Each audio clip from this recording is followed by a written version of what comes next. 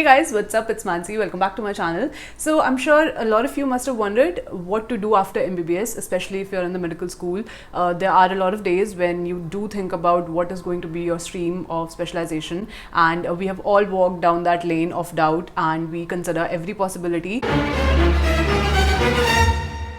It's going to determine what our life is going to look like for the rest of our life. This is something that is really widely discussed, and this is also something that a lot of us are curious about. Disregarding the usual streams like surgery, medicine, gynae and everything, a lot of non-medical people are also not aware of what other fields of specializations there might be for doctors. So this is sort of a general curiosity thing that we all have, and I thought I should do a video about it because the options after MBBS today are limitless, and I'm not just exaggerating that. It's true.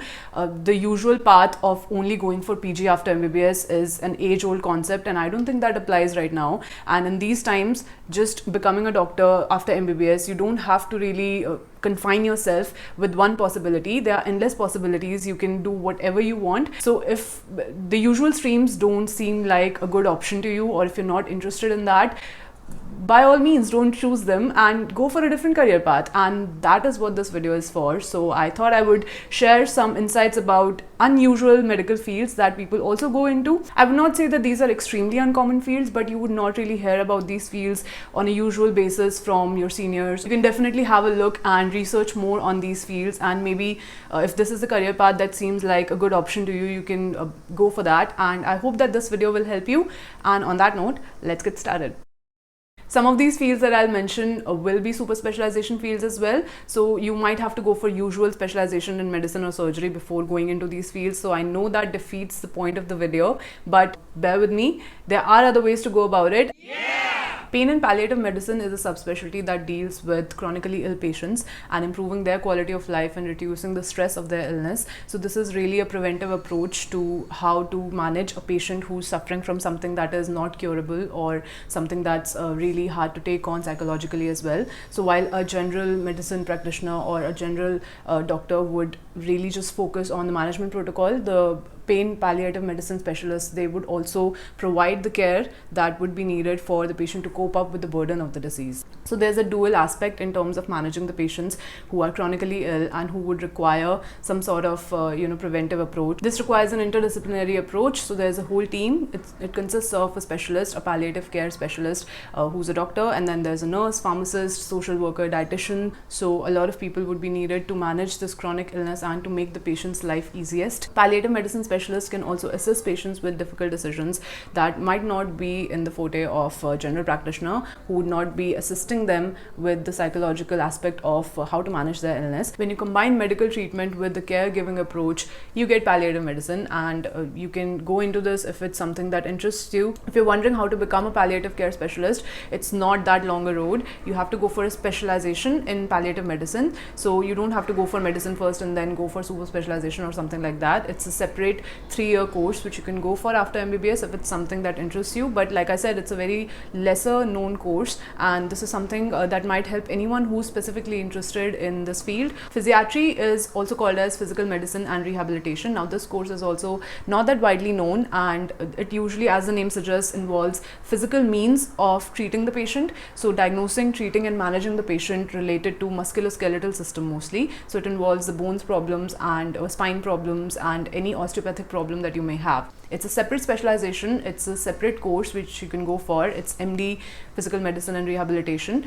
and you can also go for a fellowship after MBBS, and you can then specialize in this program. So there are a lot of ways which you can go about it, but do take note that you cannot perform surgery. The first thing that comes to our mind when we think about the treatment of bone related problems or spine related problems is orthopedicians and rheumatologists, but physiatry is a lesser common thing which really comes as an aid to treating the conditions in a non-surgical way. So that's a really helpful branch as well. So if you're thinking of going for something unique, of going for an easier lifestyle in terms of not having the stress of the job all the time, because again, any surgical branch would require your complete dedication to the work, and if you're looking for a comparatively easier life in terms of work mode, you can choose this field. You can go into this field, and again, it has some subspecialties as well. So you can go into sports medicine with this, which is also a question I got asked in last video when I did the FAQs on medical life video. someone asked me about sports medicine and the scope of sports medicine. So sports medicine really comes in the physical medicine scenario, and the way you can go about it is this: you can specialize in physical medicine, you can then go for a fellowship in sports medicine, and then from there you can start your practice and become a specialist in sports medicine. So this branch is a really fun one. Somnologists are sleep medicine specialists. So like the name suggests, you would be specializing in sleep disorders and sleep medicine. So you would be knowing everything related to sleep. And I know this is a very unique and offbeat thing to think of, and might not even sound serious when you think about it, but it's a very serious specialization which you can go for. It has a very unique edge to it, right? So if you were to say to someone that you're a somnologist, it would get their mind to work in 100 different ways, and the possibilities of what you might actually do on a day-to-day basis. There are a lot of ways to go about this sleep medicine specialty.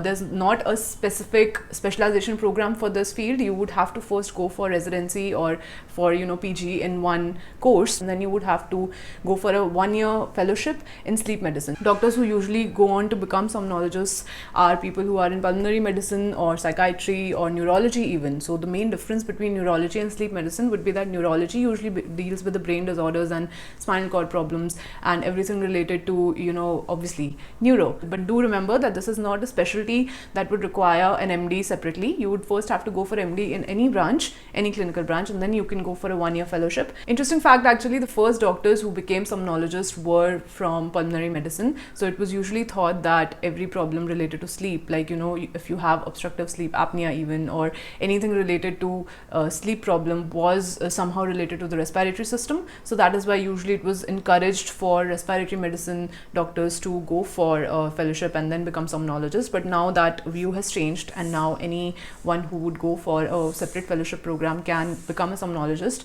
And yeah, I hope anyone who would be interested would go for it. Among all of the specialties that I have mentioned, I think this is the one that is most widely known. Podiatry is basically involved with treatment of legs and foot related problems, or just ankles, feet, toes, fingers, everything related to locomotion and their problems would be dealt in podiatry field. And this is again a branch that is less commonly known, but I think the most commonly known branch among all the other branches that I've mentioned. This branch requires a separate specialization, so you can go for a DPM course after sitting for NEET PG, and this is again a separate specialty. But you can also go for general medicine or surgery or orthopedics and then go for a fellowship program and then become a podiatric specialist. And I think if it's something that interests you, by all means go for it. And employment opportunities and scope is something that I'm not super aware of. You have to be an expert in anything that you do. So pick a field of your choice and then pick a part of the body of your choice and then have at it. Go and do everything related to it, specialize in it in a way that people would specially come to you for the treatment of that problem. So I think podiatry is one such way of looking at it, and all of the fields that I've mentioned actually is one way of looking at it. If you don't want to be a general surgeon or a general physician and you want to really focus on just one body part, you can go for that and choose a separate unique career of your own. So another course is hyperbaric medicine, and this was the one that even I was not aware of, that there's a special certificate program that we can go for in hyperbaric medicine, which usually deals with pressure related management protocols of treating conditions: emergency medicine, neurology and infectious diseases. I think these are the 3 branches that usually deal with hyperbaric medicine in terms of treatment of conditions like decompression sickness or gas gangrene or carbon monoxide poisoning. And this is something again very lesser known, and there's a certificate program for this field. If you want to become a hyperbaric medicine specialist, you can go for a fellowship, you can go for a certificate course. There are a lot of online and combined courses where you can go for training at some hospitals, and in India I would say that there are not many options at all. There are I think only 5-6 hospitals that offer this course. You can go for it if it's something that interests you, and if it's something that you have thought about. If you've always thought of doing something uniquely unique, you can go for this course. You can use it to enhance your training and your skill set, especially if you are already training in emergency medicine or if you're training in neurology or infectious diseases. I think this is a great course for anyone who's looking to up the ante of their resume or CV. I think this would be a great help. But again, look for the courses very carefully and don't fall prey to some useless programs that might be offering you this or that for money, but not really any actual training is provided by them. So do take care of the fact that you do get some clinical exposure as well in terms of treating the patient with hyperbaric medicine, because again, clinical branches always do need clinical exposure. You can't just sit at your home and then specialize in fields like this. That about covers all the fields that I researched on, and I could find the ones who were most unique and who were most useful in a way that people might be interested in going for them instead of the usual branches that everyone goes for. And even like I said, for non-medical people, this would be something of an interest. Even as patients, if they were to choose a doctor, they can now specifically go for these doctors for their problems. And I think this video, like I said, was something of an insightful thing and something to gain an extra information on. If it's something that interests you, you can aid any of these courses along with the usual courses that you go for. And like I said, the notion that after MBBS you have a very niche set of options and there's a confinement to your abilities, I think that is something that we need to get out of. This idea of thinking is something we need to get out of. How to come out of that shell of thinking that there's only one way out of getting training after MBBS. To confine yourself into the limits of only 4 specialties or 4 clinical branches that are going to make or break your future is something that's very limiting for anyone. I don't think that those sets of opinions really should matter a lot when it comes to, becoming a doctor, practicing as a doctor. Do your own thing, jazz it up in your own way. And like I always say, it's all about how you balance your studies, your work life, your skill set, everything. So go for that and customize your career field according to your choice. Don't let the usual stereotypes bother you. The only thing that matters is living a fulfilling lives on your terms and not letting the stereotypes bother you. So just do your own thing, man. Stay happy, stay cool. I will see you guys very soon. And yes, if you like the video, please don't forget to hit like and subscribe to my channel. I will see you guys super soon. Bye bye, take care.